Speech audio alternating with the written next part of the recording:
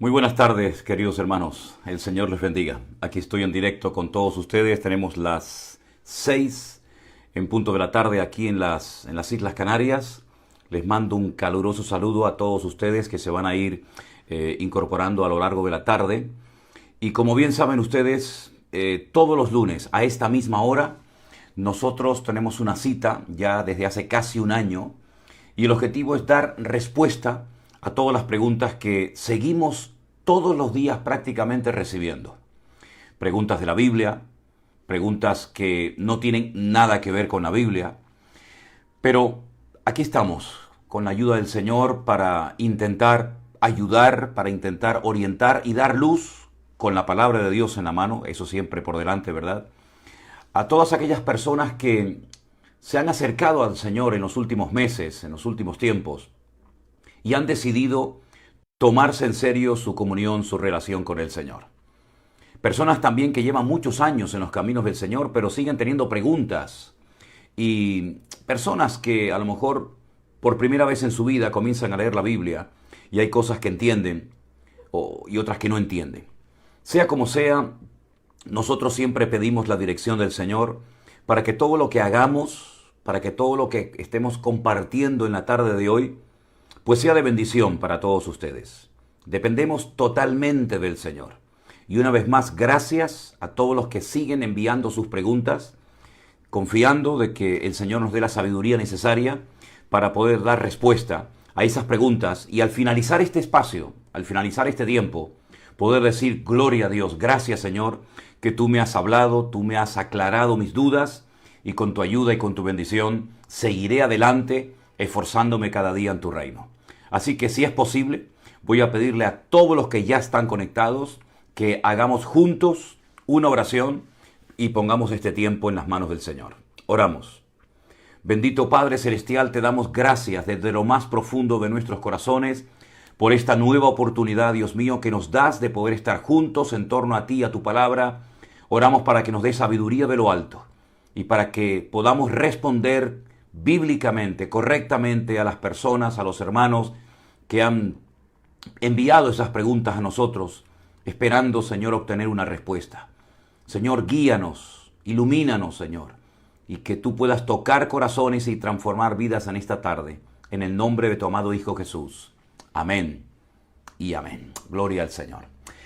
Bueno, mis queridos hermanos, aclarar en primer lugar que soy consciente de que a lo mejor no siempre la respuesta a una pregunta que ustedes me hacen, a lo mejor es del agrado de la persona que ha hecho dicha pregunta.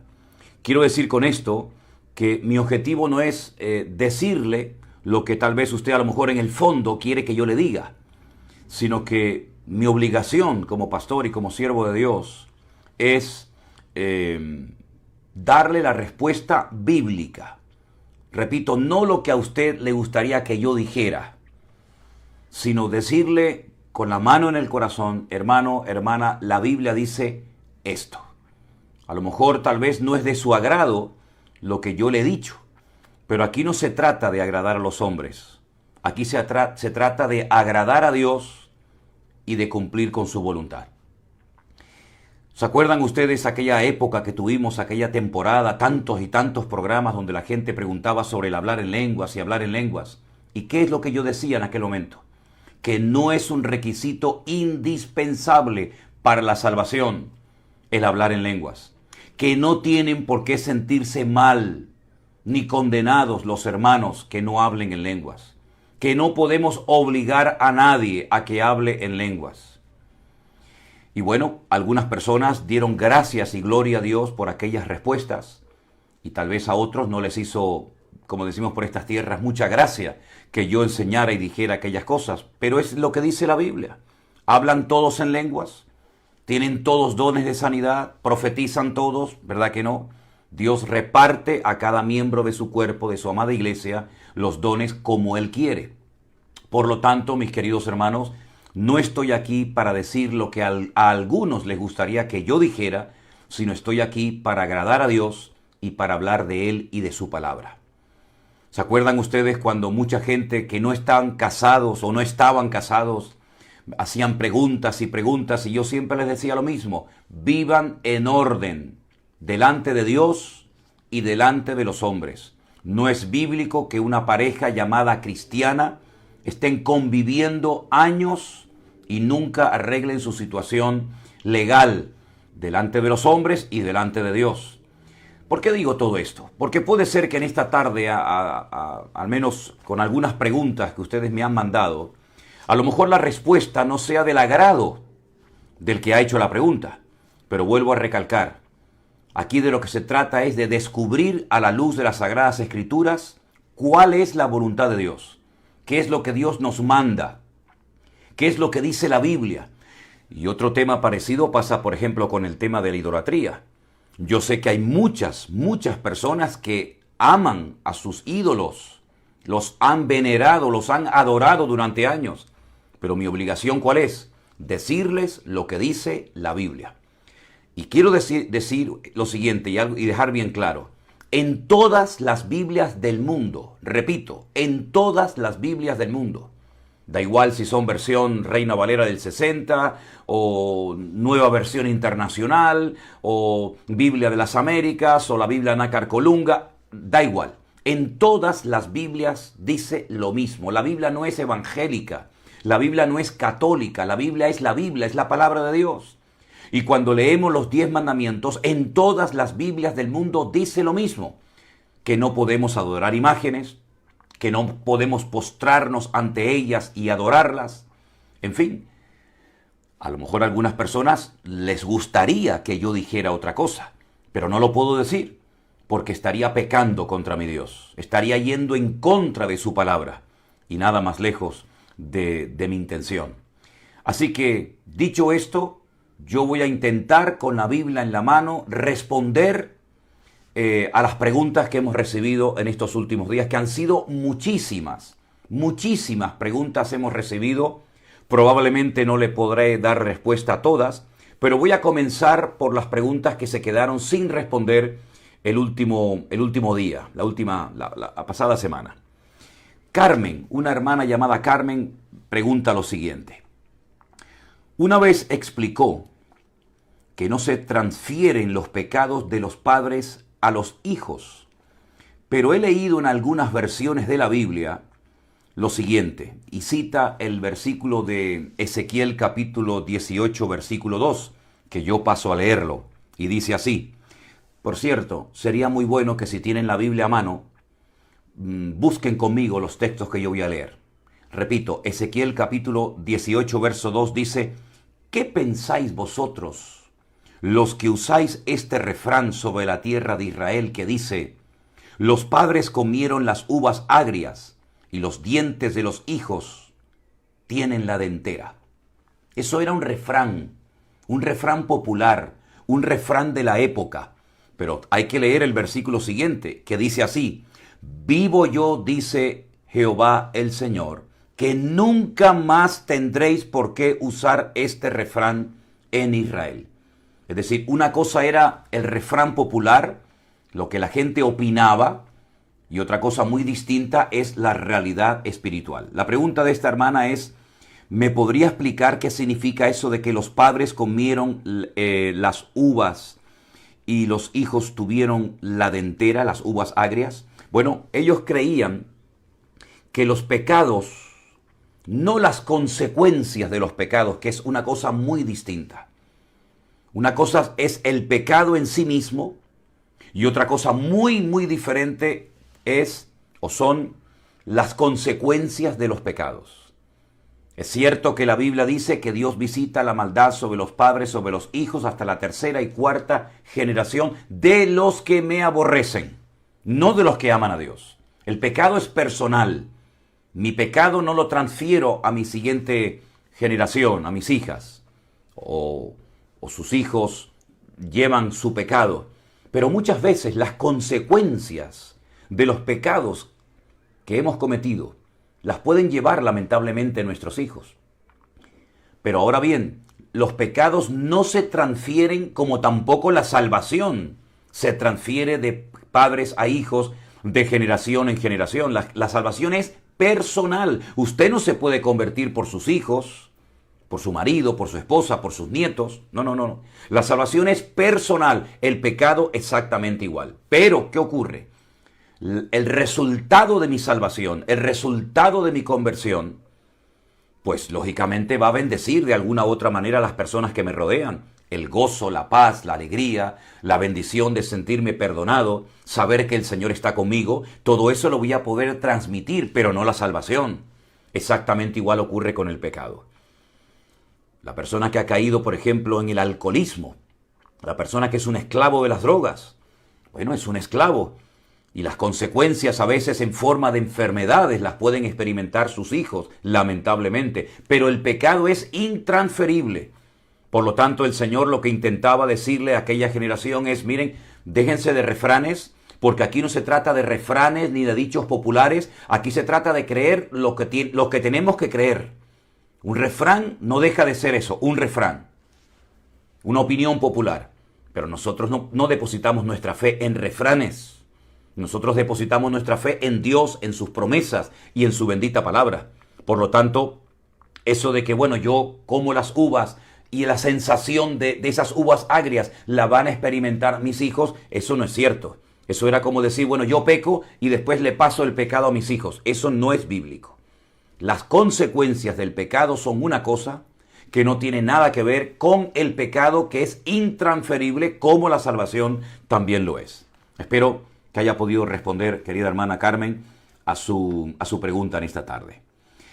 Otra pregunta que nos hace también otra hermana, nuestra hermana Ana, dice que en Números capítulo 14, el versículo 33, dice, vuestros hijos andarán pastoreando en el desierto 40 años, y ellos llevarán vuestras rebeldías hasta que vuestros cuerpos sean consumidos en el desierto. Eso tiene que ver con el resto del capítulo, que Dios visita la maldad sobre los hijos hasta la tercera y cuarta generación. Lo acabo de explicar, Ana.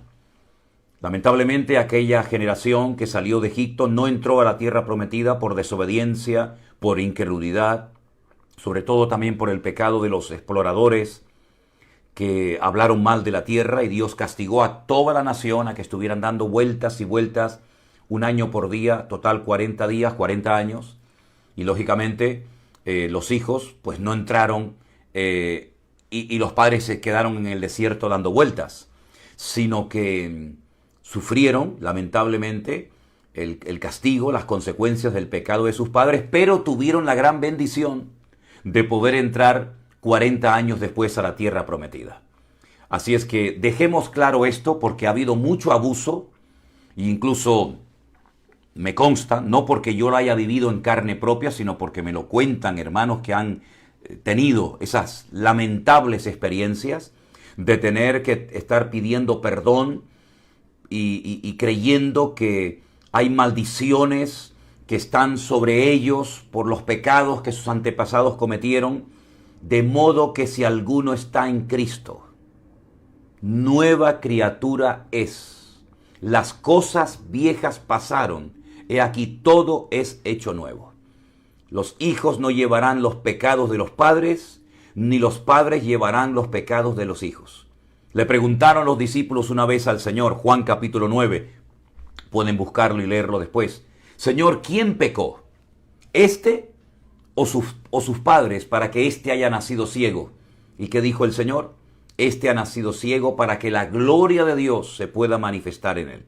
Es decir, vamos a dejar ya de enseñar cosas antibíblicas, de asustar a los hijos de Dios, de perturbarles en su fe y en su paz interior, y decirles que cuando uno está en Cristo puede vivir tranquilo independientemente de lo que hicieron mis padres, mis abuelos, mis tatarabuelos o mis antepasados.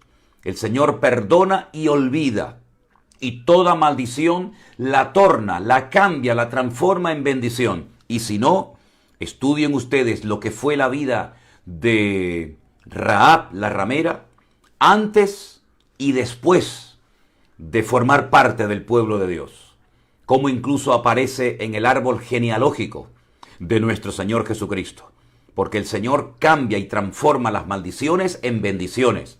Y siempre y cuando estemos en obediencia y en santidad, usted no tiene que tener ningún temor ni vivir en condenación porque su abuelito fue un hombre terrible, o porque su papá fue un borracho, un alcohólico. Bueno, lo que haya sido él, allá él. Si usted está en Cristo, usted tiene que vivir en libertad, con paz, con gozo en su corazón y no tenerle miedo a nada ni a nadie, y mucho menos a los pecados que otras personas hayan cometido en otros tiempos y en otras generaciones. Así es que esos hermanos que han ido a veces a algunas reuniones, algunos retiros, bueno, pida perdón por los pecados de su padre, porque usted tiene una maldición que ha heredado de sus antepasados. Eso es rotundamente falso. Eso no es entender la libertad gloriosa de los hijos de Dios. Si Cristo le ha hecho libre, sí o no. ¿Usted está en Cristo y es nueva criatura? ¿Sí o no? ¿Cómo es que yo soy una nueva criatura, lavado por la sangre de Cristo? Mi nombre está inscrito en el libro de la vida y yo ahora tengo que estar pidiéndole perdón a Dios por un pecado que cometió mi tatarabuelo. Mi tatarabuelo tendrá que rendir cuentas delante de Dios si no se convirtió, si no se arrepintió de los pecados que él cometió. Pero yo tendré que rendir cuentas delante de Dios por mi vida, no por la vida de mis antepasados. Ya bastante tengo yo con lo mío como para encima estar preocupándome, ¿verdad?, por pecados que yo no cometí, ni tengo absolutamente nada que ver con eso. Por lo tanto, vamos a enseñarle a los hijos de Dios a disfrutar, a vivir en paz, a vivir tranquilos, y vamos a dejarnos de cuentos y vamos a dejar de manipular textos bíblicos, porque claro, algunos citan, bueno, es que Dios visita la maldad de los padres sobre los hijos hasta la tercera y cuarta generación, pero sigan leyendo el versículo, no lo corten, no lo mutilen. De los que me aborrecen, que no es nuestro caso, de los que me aborrecen. Pero dice la Biblia que sobre 1000 generaciones será bendita la generación del justo. Por lo tanto, vamos a vivir tranquilos, en paz, en armonía con Dios y con nosotros mismos, sin tenerle miedo al pasado, porque nosotros en Cristo no tenemos pasado. El Señor nos ha perdonado todos nuestros pecados, los perdonó el Señor el día que nos arrepentimos. ¿O no? ¿O no nos perdonó el Señor todos los pecados? ¿Cuánto nos perdonó el Señor el día que le pedimos perdón a Él? ¿La mitad? ¿El 35%? ¿El 75%? ¿O todos los pecados nos perdonó el Señor? La obra de Cristo en el creyente es perfecta y es completa. Y estamos completos en Dios. No nos falta nada. Lo que tenemos que pedir es que Dios nos dé la sabiduría para usar lo que ya tenemos y no estar todo el santo día pidiendo y pidiendo cosas que ya el Señor desde el día que te convertiste ya te dio, pero que no te has dado cuenta que las tenías. Por ignorancia, por falta de conocimiento, por una mala enseñanza, etcétera, etcétera. Bueno, avanzamos, mis queridos hermanos, si les parece. Una persona pregunta acerca de los ángeles caídos o de los demonios. ¿Pueden mantener relaciones con humanos? Bueno, en el mundo satanista me consta, porque hay hermanos que han estado muy metidos en este mundo, incluso algunos pastores, amigos míos, pienso ahora mismo en el pastor, amigo mío de Milano, Antonio Panocchia, que estuvo muy metido en ese mundo del satanismo. Evidentemente todas estas experiencias de lo que llaman súcubo, incubo, parece ser que hay personas que han tenido este tipo de experiencias, pero a nosotros los cristianos no nos tiene que preocupar nada de lo que el enemigo haga en sus aliados o en sus clientes o en sus partidarios, porque nosotros hemos pasado de ese bando de las tinieblas a la luz admirable y gloriosa y bendita del Señor Jesucristo. ¿Que pueden tener o tienen algunas personas este tipo de experiencias con demonios o con espíritus inmundos? Pues probablemente sí. Me consta porque he oído testimonios de hermanos y de hermanas que tuvieron este tipo de experiencias, pero a nosotros no nos llama la atención nada de esto. Nosotros estamos cubiertos por la sangre de Cristo, sellados por el Señor eternamente y para siempre, y aunque esto parece ser que es una experiencia que muchas personas han tenido, pues no nos tiene que perturbar ni llamar la atención en lo más mínimo. Lamentablemente hay personas que han caído en las garras de Satanás, que el Señor Jesucristo, dicho sea de paso, en Juan capítulo 10, versículo 10, lo denomina, lo llama un ladrón que viene a hurtar, a matar, a destruir, pero mimo, obras de mimo, ¿verdad? Dice que un grupo de hermanas de su iglesia se visten de negro con guantes blancos. Es que esa es la forma como se visten los que van a hacer una obra de mimo, ¿verdad? Me han hecho sentir mal porque yo no me he sumado a ese grupo. ¿Tiene usted, pastor, alguna explicación de ello? Bueno, yo lo que le puedo decir que en la actualidad nosotros no estamos haciendo esto, pero hace muchos años nosotros salíamos a las calles a evangelizar y teníamos un grupo de jóvenes que se vestían en las obras de mimo, para que se destaque los gestos y todo lo que se intenta transmitir con gestos y no con palabras, pues se vestían de negro, con guantes blancos, incluso hasta se maquillaban la cara de blanco, y hacían obras de mimo, obras que tenían que ver pues con cosas relacionadas con el evangelio, con la mala vida que alguna persona había llevado hasta que se encuentra con Cristo y resulta ser liberado. Y después de dicha obra de mimo, pues yo pasaba a predicar la palabra, o algún hermano pasaba a dar testimonio. Yo en principio no veo nada malo en eso, hermana. Usted no tiene por qué sentirse mal porque haya unas hermanas en su congregación que hagan obras de mimo, vamos a ver, siempre y cuando sean obras de mimo o de pantomima, como usted las llama, cuya finalidad sea evangelizar y atraer las almas hacia Cristo. Espero que sea con ese objetivo. Pero por otra parte, usted dice que no lo encuentra bíblicamente. Bueno, hay muchísimas cosas que usted no va a encontrar bíblicamente. Por ejemplo, que se predique el evangelio por Facebook o por YouTube. ¿Dónde hay un ejemplo bíblico de Facebook o de YouTube o de redes sociales en la Biblia? Vamos a ver, el evangelio es el mismo, pero los sistemas, las formas de evangelizar, de alcanzar a las personas hoy en día son completamente diferentes. Hoy en día tenemos canales de televisión, radio, satélites, internet, redes sociales, micrófonos, barcos, aviones. Es decir, el mundo ha evolucionado y siempre y cuando, repito y subrayo, siempre y cuando utilicemos la tecnología para difundir el evangelio y predicar la palabra de Dios, gloria al Señor.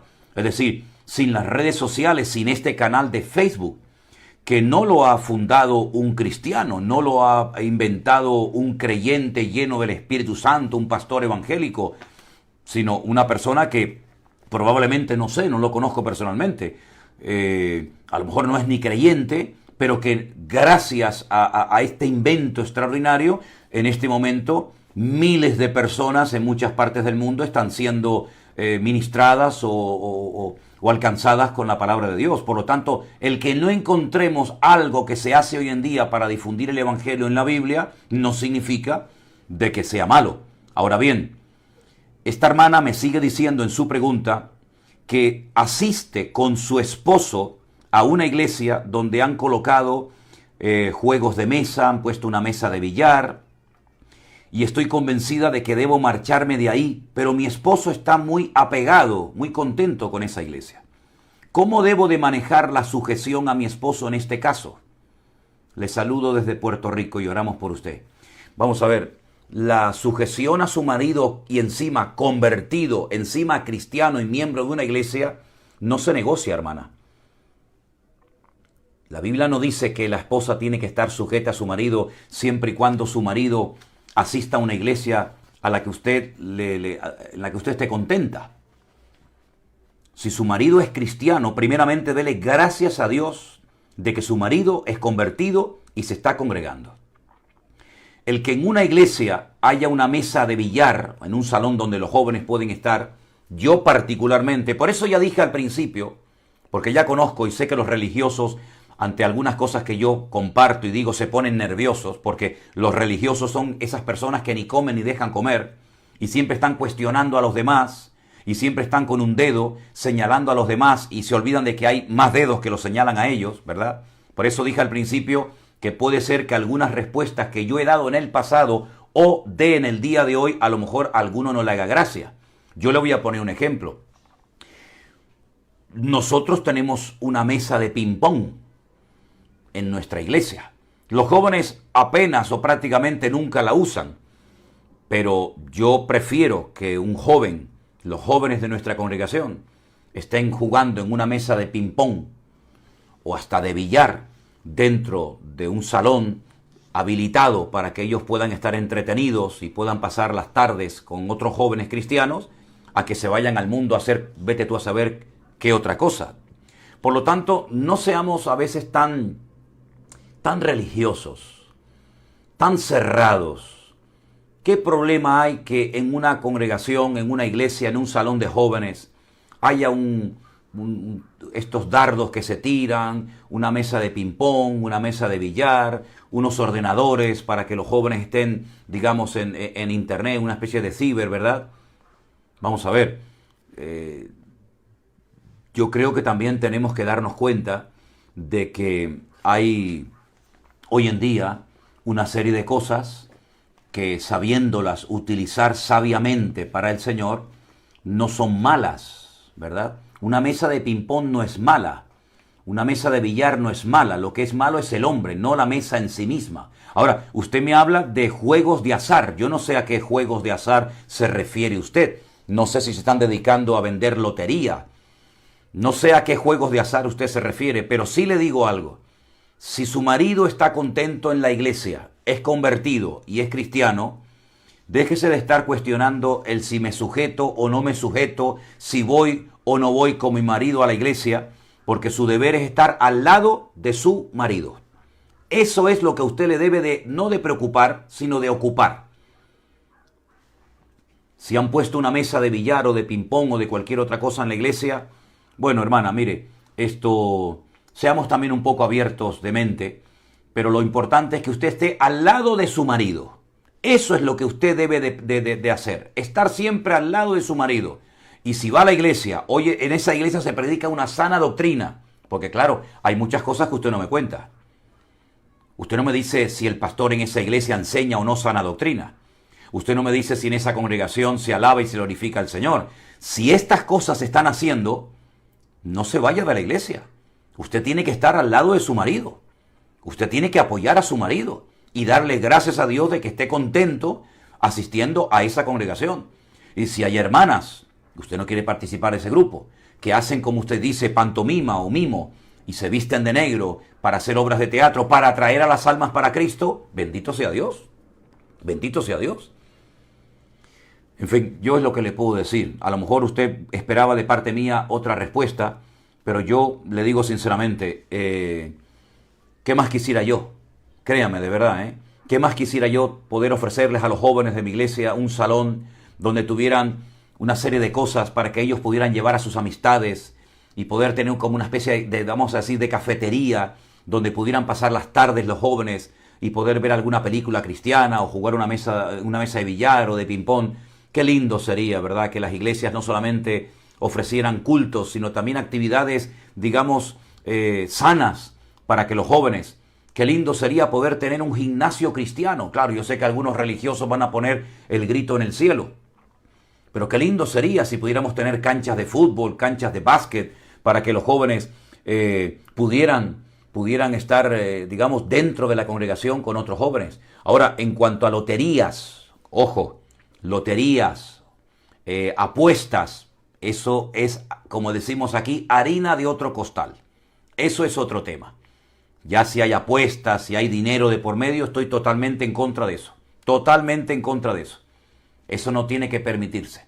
No, creo yo que no es correcto en una congregación. Pero si hay un ambiente sano, y si los jóvenes están allí, en vez de estar en la calle pecando o haciendo sabe Dios qué otra cosa, bendito sea Dios. Pero bueno, vamos a seguir adelante porque tampoco quiero extenderme demasiado con este tema, ¿no? Hay una hermana que dice, hay un versículo que dice, Hebreos capítulo 9, verso 27, está establecido por Dios que todos los hombres mueran una sola vez y después de esto el juicio. Y entonces, ¿qué pasa con los que seamos arrebatados? Bueno, la excepción no confirma la regla. Hay una regla general, pero evidentemente los que sean arrebatados, que no hayan experimentado muerte, pues digamos que la excepción no confirma la regla, ¿vale? Hay una regla general, pero luego lógicamente hay excepciones. Y dicho sea de paso, hay muchas excepciones en la Biblia, muchas, no solamente esta. Ezequiel capítulo 36, versículos del 25 al 27, voy a estar leyendo estos versículos, si me permiten. Abra su Biblia conmigo, por favor. Repito, Ezequiel capítulo 36, del versículo 25 en adelante, dice: esparciré sobre vosotros agua limpia y seréis limpios de todas vuestras inmundicias y de todos vuestros ídolos os limpiaré. Os daré un corazón nuevo, pondré espíritu nuevo dentro de vosotros y quitaré de vuestra carne el corazón de piedra y os daré un corazón de carne. Y pondré dentro de vosotros mi espíritu y haré que andéis en mis estatutos y guardaréis mis preceptos y los pongáis por obra. La pregunta de esta persona es, ¿esto quiere decir que Dios hace cambiar el corazón de la gente, su mentalidad, volverlo otra vez a su camino? Pregunto, ¿esto significa de que Dios anula el libre albedrío de la persona para que hagan su voluntad? No, Dios no anula el libre albedrío de nadie. Dios está aquí expresando un deseo, un anhelo, algo que Él va a hacer en el futuro. Les recuerdo que el capítulo 36 del libro de Ezequiel es un capítulo que nos habla de una restauración futura del pueblo de Israel. Restauración que tiene, digamos, como dos partes. Una restauración nacional, cosa que ya se ha producido. Ya hay un país que se llama Israel, con su himno, con su bandera, con sus fronteras. Y una restauración espiritual, que aún no se ha producido, ¿verdad? Entonces, cuando usted me dice que si este versículo significa que Dios va a anular el libre albedrío de la persona, rotundamente no. Dios no va a anular el libre albedrío de nadie. Pero Dios, nuestro Dios, que conoce perfectamente el futuro, expresa en estas palabras del capítulo 36 del libro de Ezequiel el deseo que Él tiene de restaurar espiritualmente al pueblo de Israel. Y por otros pasajes bíblicos sabemos que el pueblo de Israel llegará un momento en el que reconocerán al Mesías, al Señor Jesucristo como el Mesías verdadero. Por lo tanto, cuando esa restauración, cuando estas promesas que Dios ha dado al pueblo de Israel se cumplan, es porque ya habrán reconocido al verdadero Mesías. Por lo tanto, no es que Dios anule la voluntad de nadie, sino que Dios, sabiendo y conociendo perfectamente de antemano el futuro, porque Él es omnisciente, lo sabe todo, pues Él está expresando su deseo de que va a cambiar el corazón de la nación, porque Él ya ha visto, si me permiten la expresión, Él ya ha visto la película, Él ya conoce el futuro perfectamente, porque en Dios ya el futuro como que ya forma parte del pasado. Pero no es que Dios anule la voluntad ni el libre albedrío de nadie. Como se ha dicho en muchas ocasiones, Dios es un caballero y respeta, aunque sea equivocada, la voluntad del hombre. Dice, si yo oro y oro y oro por la conversión de mi familia, ¿puedo confiar plenamente de que serán tocadas por el Espíritu Santo? ¿Sí o no? Bueno, con esa intención debemos de orar. Oramos con la intención de que Dios toque el corazón de nuestros seres queridos, de nuestros amigos y de nuestros familiares y se conviertan. Lógicamente oramos con esa fe. La obra, quien la hace al fin y al cabo, es el Señor. Dice, esta promesa de Ezequiel es para nosotros, vamos a ver, respetando el contexto de Ezequiel capítulo 36, esto tiene que ver con el pueblo de Israel. Por eso he dicho muchas veces que es muy importante leer todo el contexto para no sacar textos del contexto y formar pretextos, ¿sí? Este es un capítulo que tiene que ver directamente con la restauración nacional y futura, también restauración espiritual del pueblo de Israel. Pero usted siga orando, sean o no estas promesas para usted siga orando, porque hay otras promesas igual de hermosas o mejores que estas, porque no se olvide que en el Nuevo Testamento la Biblia dice en la carta a los Hebreos que tenemos mejores promesas hechas sobre un mejor pacto, ¿verdad?, que aquellas que antaño dio el Señor al pueblo de Israel. Por lo tanto, siga orando y confiando de que sus familiares, en la medida en que usted les dé testimonio, en la medida en que usted ore por ellos, pues van a ser tocados sus corazones y van a conocer a Cristo como el Señor y Salvador de sus vidas, ¿verdad? Omar de Ávila pregunta, en Cartagena de Indias, Colombia, hay muchas iglesias unitarias, incluso iglesias pentecostales unitarias. Esto es algo raro, pero bueno, si usted lo dice será así. Pastor, ¿me puede explicar qué significa la doctrina unitaria? No es correcta, ¿verdad? Bueno, si usted me hace la pregunta, espere a que yo le responda para que usted diga es correcta o no es correcta. Miren, los unitarios, la misma palabra lo dice, creen en solo Jesús. ¿Sí? Solo Jesús. Y esa doctrina no es bíblica. Esa doctrina efectivamente no es correcta. La Biblia nos habla de Dios como Padre, nos habla de su Hijo, porque de tal manera amó Dios al mundo que ha dado a su Hijo, ahí está Dios, ahí está el Padre, ahí está el Hijo, para que todo aquel que crea en Él no se pierda, mas tenga vida eterna. Los capítulos 14, 15, 16 de San Juan dice, por ejemplo, yo rogaré al Padre, está hablando en primera persona del singular, el Señor Jesucristo, y dice, yo rogaré al Padre para que os envíe al Consolador, el Espíritu de verdad, para que esté con vosotros para siempre. Entonces, ¿qué hacemos con estos versículos? Los unitarios descartan al Padre, descartan al Espíritu Santo y se quedan solamente centrados en Cristo. Pero es que es más difícil creer lo que la Biblia no enseña que creer lo que la Biblia sí enseña clarísimamente.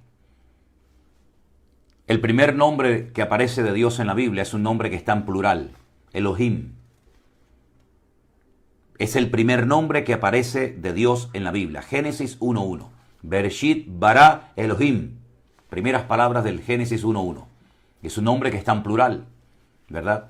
Hay un Padre, hay un Hijo y está el Espíritu Santo. El que no quiera creer eso, bueno, cada uno es libre de creer y de opinar y de decir lo que quiera, pero es una doctrina totalmente antibíblica. El rechazar a Dios como Padre, el rechazar al Espíritu Santo, es totalmente antibíblica. Nosotros creemos en Padre, Hijo y Espíritu Santo.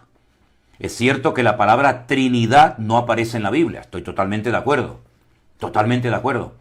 Pero bueno, aunque no aparezca la palabra, el concepto de un Dios trino aparece por toda la Biblia. Si no tuviéramos el Nuevo Testamento, fíjense lo que les digo, si no tuviéramos el Nuevo Testamento solamente estudiando lo que llamamos el Antiguo Testamento, tendríamos que aceptar que hay Dios, Hijo y Espíritu Santo. Así es que eso es lo que dice la Biblia, eso es lo que enseña la palabra de Dios y cada uno dará cuentas delante de Dios de lo que creyó, de lo que predicó, de lo que practicó, etcétera, etcétera.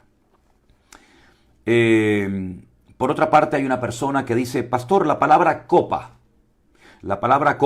en la Biblia tiene distintos usos o sentidos. Por ejemplo, hay un versículo que dice, Padre, pasa de mí esta copa. Sí, efectivamente, esas son las palabras de Cristo en el huerto de Getsemaní, antes de ser crucificado, y ahí podríamos decir que es como decir, Señor, pasa de mí esta prueba, pasa de mí esta experiencia, ¿verdad? Utiliza la palabra copa.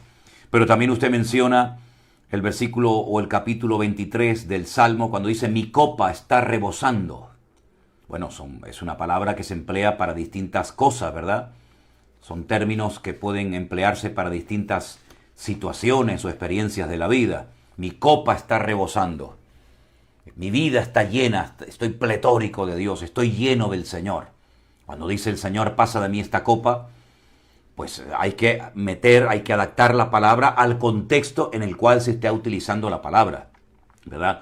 No podemos interpretar la palabra copa siempre igual en todos los pasajes, porque, por ejemplo, a José le robaron, entre comillas, usted sabe la historia de José, su copa, ¿verdad? Y bueno, todo era un trabajo previo que había que llevar a cabo para tocar y ablandar el corazón de sus hermanos. Lógicamente, no siempre la palabra copa se tiene que traducir o aplicar de la misma manera. Es un término, diríamos, polivalente, ¿no? Depende para lo que se quiera decir, uno tiene que interpretarlo de una manera u otra, ¿sí? Tenemos en este momento las 18:40 minutos de la tarde. Yo no sé si se les está haciendo demasiado largo o pesado el programa de hoy, no lo sé. Tengo todavía algunas preguntas que responder. No sé si dejarlas para el próximo día. Díganme algo, si ustedes quieren que sigamos unos minutos más dando respuesta a algunas preguntas, o lo dejamos aquí por hoy. Todavía quedan algunas preguntas por responder. Nuestra hermana Claudia, Diego, Miriam, Esther hacen preguntas, Javier, Cecilia. Tenemos muchas preguntas, hemos recibido muchas preguntas últimamente y voy a responder a un par de preguntas más, si les parece, hermanos. Siga. Bueno, gracias, Dina. Quisiera que me explicara el versículo que dice que el Señor está cerca de los quebrantados de corazón. Esto quiere decir que cuanto más dolor y sufrimiento yo esté pasando como persona, ¿esto me acerca más al Señor? ¿A qué se refiere la palabra quebrantado? Muy buena pregunta, Claudia. No significa de que cuanto más dolor, cuanto más sufrimiento, cuanto más tragedia, más cerca estoy del Señor. No, no van por ahí los tiros. Mire, le voy a explicar algo que yo creo que puede resultar muy bonito y muy interesante. El proceso de ir a una cantera, cortar la piedra, darle forma, la forma que usted quiera, un bloque cuadrado, rectangular, pequeño o grande. Repito, el cortar la piedra directamente de la cantera, darle forma, la forma que usted quiera, que lleva un tiempo, lógicamente, y construir con esa piedra, con ese bloque de piedra, una casa, un edificio, lo que sea, a ese proceso se le conoce como quebrantamiento. Dios está con el quebrantado de corazón. ¿Qué significa esto? Simple y llanamente, bendito el hombre y la mujer que se deja moldear y tratar por el Señor. No es el sufrimiento en sí, no es el dolor en sí, lo que uno puede decir, bienaventurado soy. No, porque nadie quiere sufrir, seamos honestos. Nadie está orando para ser personas que tengamos continuamente sufrimientos y tragedias y dolores y calamidades. Esa es la realidad. Pero bendito el hombre y la mujer que se deje tratar, que se deje moldear por el Señor. Parece fácil, ¿verdad? Pero no todo el mundo se deja tratar por Dios. No todo el mundo quiere ser tratado por Dios. No todo el mundo quiere cambiar. Hay personas que dicen, bueno, yo voy a la iglesia cuando quiera, yo leo la Biblia cuando quiera, yo oro cuando quiera, y quieren bendiciones, pero no quieren cambiar, ni quieren dejar que el Señor trate con sus vidas. Quebrantado de corazón significa el hombre que se deja moldear, el hombre que se deja tratar por el Señor. No el que está sufriendo y sufriendo y sufriendo, pues bueno, está más cerca de Dios, porque hay mucha gente que está sufriendo y lamentablemente no se acercan a Dios. Ojalá todo el mundo que sufre se acercara a Dios y que desde la angustia invocaran al Eterno para que el Eterno y el Señor les respondiera. Pero no es en sí no es en sí el dolor lo que hace a la persona, digamos, bienaventurada o bendita, sino es el proceso de transformación, el proceso de cambio, el dejarnos moldear por Dios, lo que hace que esa persona pueda tener la tranquilidad de saber que aunque esté padeciendo, aunque esté sufriendo, aunque esté llorando, el Señor le está tratando. Y si el Señor nos está tratando, gloria a Dios, porque vamos a salir mejor de esa prueba que de la que hemos entrado, ¿sí? Y voy a responder a una pregunta más. La hace Diego. Diego dice que en 1 de Timoteo capítulo 4, los versículos 11 y 12 dice, pero las viudas más jóvenes no admitas, porque cuando impulsadas por sus deseos se rebelan contra Cristo, quieren casarse, incurriendo así en condenación por haber quebrantado su primera fe. Luego más adelante en el versículo 14 dice, quiero pues que las viudas jóvenes se casen y críen hijos. Dice, si en el versículo 11 las jóvenes al parecer se rebelan por tener deseos de querer casarse, ¿por qué luego Pablo le manda a que se casen? ¿A qué se refiere con haber quebrantado su primera fe? Vamos a ir por partes. Había una serie de colectivos en la época del apóstol Pablo, en la época de los tiempos bíblicos, que eran los colectivos más débiles, los más abandonados, los más vulnerables, que eran las viudas, los huérfanos, los extranjeros, ¿vale? Por consiguiente, el apóstol Pablo le está dando instrucciones concretas y específicas a Timoteo, que ahora es el pastor de Éfeso, de la ciudad de Éfeso, para saber cómo atender a las viudas, pero no a todas las viudas, sino a un tipo de viudas que habían quedado solas, sin hijos, que no tenían ningún tipo de recursos para poder sobrevivir, no tenían familia. Mujeres que habían dado un testimonio, mujeres que habían llevado una vida ordenada delante del Señor, pero que habían quedado viudas, sin hijos, sin ningún tipo de ayuda, sin ningún tipo de familia que pudiera atenderla, y que ya tuvieran una cierta edad. Lea usted el capítulo 4 de 1 Timoteo, incluso pone hasta la edad que tenían que tener estas mujeres viudas para poder ser atendidas, puestas en una lista en la iglesia para que la iglesia las atendiera. Pero también dice que las viudas que no cumplían con estos requisitos no fueran puestas en la lista. Por ejemplo, si una viuda tenía hijos, ¿qué dice la Biblia? Que los hijos atiendan a sus padres. En este caso a su madre o a su padre, ¿verdad? Porque así como los hijos atendieron en su momento y cuidaron de la vida de sus hijos, llega el momento cuando los hijos tendrán que cuidar de la vida de sus padres, y más en aquellos tiempos de la Biblia. Ahora pueden entender ustedes lo trágico que tuvo que ser para Noemí, para Ruth también, el haberse quedado viudas. Noemí sin marido, sin hijos, estaba destinada a la miseria, a la pobreza, a estar por las calles pidiendo limosna para poder comer.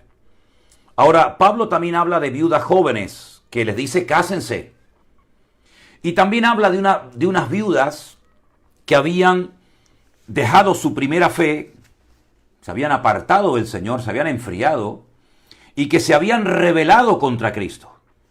La rebelión no consistía en que se querían casar, porque si no es una incoherencia. ¿Qué hago? ¿Me caso o no me caso? Si Pablo les dice, cásense, el rebelarse contra Cristo evidentemente no consistía en querer casarse, porque es el mismo apóstol Pablo el que les anima a las viudas jóvenes a que se casen y no estén tonteando, ni perdiendo el tiempo, ni quemándose, ¿verdad? Ahora, si se rebelaban contra Cristo, si habían dejado la santidad, la obediencia, el orden, lo que se llama aquí la primera fe, ¿sí? ese encuentro inicial, esa vida de santidad, la habían dejado, pues evidentemente estas mujeres no podían ser atendidas ni cuidadas por la iglesia. Pero yo siempre digo que cuando un padre, cuando una madre quedan solos, no tienen ayuda, están enfermos, son ya mayores, los responsables de cuidar de sus padres no es la iglesia, son los hijos. No se olviden nunca de eso. La iglesia no es un banco. La iglesia no tiene que atender a mujeres que tienen familia y que tienen hijos. Otra cosa muy distinta es que una mujer o un señor no tenga hijos, no tenga esposa, no tenga marido, quede totalmente solo, ha sido un buen hermano, un hermano consagrado, un hermano comprometido, ha llegado a una cierta edad y está solo en la vida. ¿Cómo lo vamos a abandonar a este hermano? La iglesia, lógicamente, tiene que ayudarlo a terminar el resto de sus vidas, pues con sus necesidades cubiertas, dentro de las posibilidades de la congregación.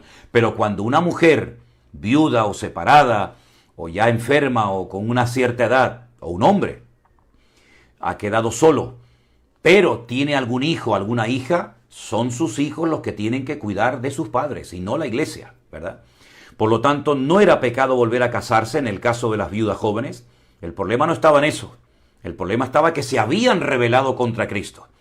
Y a lo mejor querían casarse con cualquiera que se les presentara en el camino. Usted sabe que una persona viuda, sea hombre o mujer, se puede volver a casar siempre y cuando sea con alguien cristiano. No casarse con un rico, aunque no sea cristiano. No casarse con cualquiera, sino casarse con un hombre y con una mujer que comparta su fe, que sea creyente como él o como ella, ¿verdad? Por lo tanto, mantengamos el sentido común, que a veces es el sentido menos común de los que hay, pero mantengamos el sentido común y vamos a darnos cuenta de que tenemos responsabilidades delante de Dios, pero también tenemos ciertas y determinadas responsabilidades con ciertas personas de la iglesia que lamentablemente han quedado solitos en la vida y la iglesia, por amor a los hermanos, tiene que atenderlos. Pero el amor empieza por la casa. Y si los hijos fueron cuidados y atendidos por sus padres durante años y ahora los padres han quedado solos o viudos o sin ningún tipo de ayuda económica, Son sus hijos los que tienen que recibirlos en sus casas y ayudarlos. Y aunque los hijos sean recién casados, aunque los hijos sean jóvenes o mayores, o aunque los hijos ya tengan también hijos, es decir, nietos, igualmente la responsabilidad no cambia, sino más bien todo lo contrario. El amor, ¿por dónde empieza? ¿Por la iglesia? ¿Por subirse a una plataforma y cantar? ¿Por coger una guitarra? ¿Por subirse a una plataforma y predicar? No, el amor empieza por la familia. Y dice que el que no atiende y el que no cuida de los suyos, ha negado a la fe y es peor que un incrédulo. Así que si somos cristianos, vamos a comportarnos como cristianos. Si somos cristianos, demos fruto de cristianos, y el fruto principal y el mayor de todos, ¿cuál es? El amor. Ahora permanecen la fe, la esperanza y el amor, estos tres, pero el mayor de ellos es el amor. Mis queridos hermanos, el tiempo ha pasado, quedan todavía algunas preguntas por responder. Yo espero que haya podido ayudar a los que hicieron estas preguntas. Soy consciente de que a lo mejor alguna respuesta no ha sido del agrado de algunas personas, pero repito, no estoy aquí para agradar a nadie, estoy aquí para hablar de la palabra del Señor, y ustedes ahora comprueben a la luz de las Sagradas Escrituras, escuchando nuevamente este programa, si lo que yo he hablado esta tarde tiene fundamento bíblico o no. Si tiene fundamento bíblico, no hay cuestionamiento que valga. Si lo que enseñé no está en la Biblia, no le preste la más mínima atención. Y para terminar, quiero decir que una joven hija de un pastor amigo mío de Alicante, esta joven se llama Romina Fernández, ha abierto un canal de YouTube donde ella pone su música instrumental para ayudar a los que quieren orar o tener alguna musiquita bonita de fondo. Así es que Romina Fernández Music es un canal de YouTube que ha abierto esta joven para ofrecer su música instrumental para todos aquellos hermanos que quieran tener un tiempo de oración con un poquito de música cristiana de fondo. Así que si quieren escucharlo, se lo recomiendo. Terminamos con una oración, mis queridos hermanos, dándole muchas gracias al Señor por este tiempo que Él nos ha permitido tener. Dentro de poco vamos a cumplir un año desde aquellos días del confinamiento, desde aquellos días en los que con la puerta cerrada predicábamos la palabra de Dios a una iglesia vacía, pero que el Señor nos sorprendió en aquel tiempo de confinamiento, porque como me dijo una hermana, y nunca olvidaré sus palabras: pastor, usted no está solo, lo están viendo y escuchando más gente que nunca, más de los que usted se puede imaginar. Y así ha sido. Hoy, para la honra y gloria del Señor, puedo decir que ya tenemos 400,000 suscripciones en nuestro canal de YouTube. Bendito sea Dios. 400,000 suscripciones. Y tengo aquí las estadísticas que me han enviado y quiero decirles que el país que está a la cabeza con un 24,7% de audiencia sigue siendo los Estados Unidos.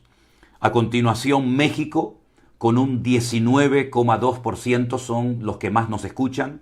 En tercer lugar, Colombia con un 11,4%. A continuación, Argentina. Y en el número quinto, Perú. Así que, en primer lugar, Estados Unidos, segundo, México, tercero, Colombia, cuarto, Argentina, quinto, Perú, y después tenemos una lista enorme de países desde donde nos han estado escuchando. Países como Canadá, Uruguay, Reino Unido, Alemania, Brasil, Suiza, Australia, Países Bajos, Bélgica, Curazao, Japón, Portugal, Islas Caimán, Israel, Trinidad y Tobago, Islas Vírgenes, Noruega, Nueva Zelanda, Guinea Ecuatorial, Portugal, Cuba, Aruba, en fin, damos gracias al Señor porque Dios ha sido y seguirá siendo fiel. Gracias de todo corazón a los que han hecho posible que llegáramos hasta aquí. Vamos a esforzarnos para predicar el Evangelio. Todavía queda mucho camino por recorrer, millones de almas por alcanzar. Dios mediante estaremos visitando en breve, durante un tiempo, a todos nuestros hermanos de nuestra iglesia virtual, gente que se ha convertido, gente que quiere ser bautizada aquí en España. Los iremos a visitar y conoceremos a familias, a muchísimos hermanos que se han convertido en este tiempo. Hermanos, este año va a ser el mejor año de nuestra vida. Este año tiene que ser un año de victoria, de bendición, un año en el que nos esforcemos por el reino de Dios. No hay tiempo que perder, vamos a hacer lo que tengamos que hacer antes de que sea demasiado tarde y las puertas del arca se cierren y sea demasiado tarde. Estamos en tiempo de salvación, tiempo de renuevo espiritual, tiempos en los que estamos viendo cómo muchos hermanos se están animando y estudiando la palabra y esforzándose por predicar el reino. Gracias a Dios por los miles y miles y miles de hermanos que se han reconciliado con Cristo, que se han unido a la iglesia virtual, que están orando para ser miembros útiles y gente dispuesta para servir al Señor en su reino. Hermanos, ánimo, adelante. Dios está con nosotros como poderoso gigante y las puertas del Hades no prevalecerán contra la iglesia. No te desanimes, no te preocupes por cosas vanas e innecesarias. Ocúpate en tu salvación. Invierte tiempo en el reino del Señor. Invierte tus talentos, tus dones, tus recursos, tus habilidades en la extensión del reino de Dios, porque hay mucho camino por recorrer. Repito, millones de personas por alcanzar, países donde tendremos que ir a predicar la palabra, establecer congregaciones, una necesidad enorme de obreros cualificados y preparados. Así que, hermanos, no hay tiempo para pecar, no hay tiempo para el desánimo, para la depresión, es tiempo de victoria. Dios ha dicho ahora. Y esa puerta abierta que Dios ha abierto, esa nube de gloria que se ha depositado sobre nuestras vidas, vamos a aprovecharlas y a movernos en fe y con poder y autoridad en el reino de Dios. Terminamos orando en esta tarde dándole toda la gloria y la honra al Señor. Padre Celestial, muchísimas gracias de todo corazón por este privilegio tan maravilloso que nos has dado en esta tarde de estar aquí reunidos en torno a tu presencia y a tu palabra. Señor, fortalécenos en la fe. Guárdanos de todo peligro y de todo mal. Aparta de nosotros al maligno y que podamos caminar en victoria, en fe, en confianza y autoridad todos los días de nuestra vida. Gracias por todos los hermanos que se han conectado en esta tarde. Señor, que haya sido de bendición este tiempo. Y como siempre, como no puede ser de otra manera, a ti la gloria y la honra. Bendito sea tu nombre, Señor. En el nombre de Jesús. Amén.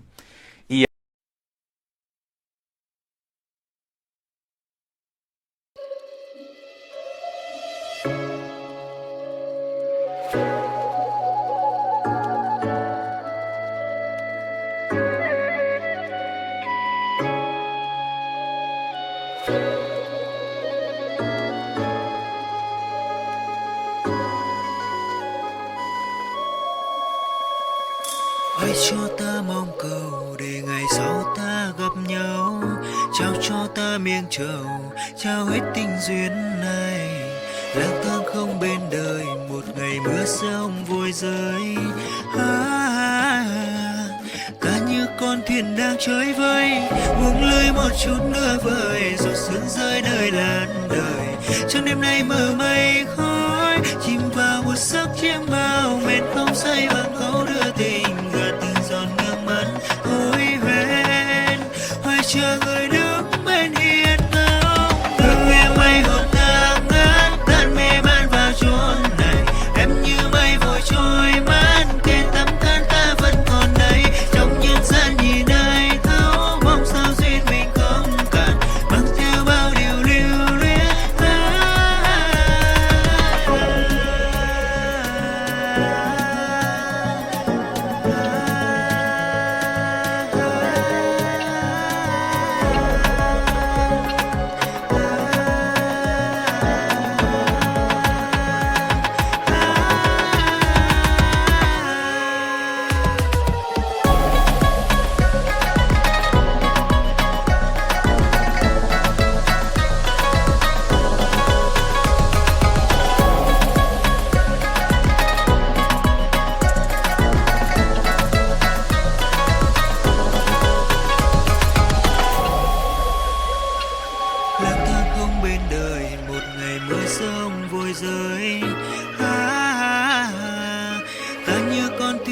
Chơi vơi buông lơi một chút nữa vời, giọt sương rơi nơi làn đời. Trong đêm nay mờ mây khói, chìm vào một giấc chiêm bao, mệt không say bằng câu đưa tình, từng giọt nước mắt hối ven. Phải chờ người đứng bên hiên ngao, thương em mây hồn ta ngát, tan mê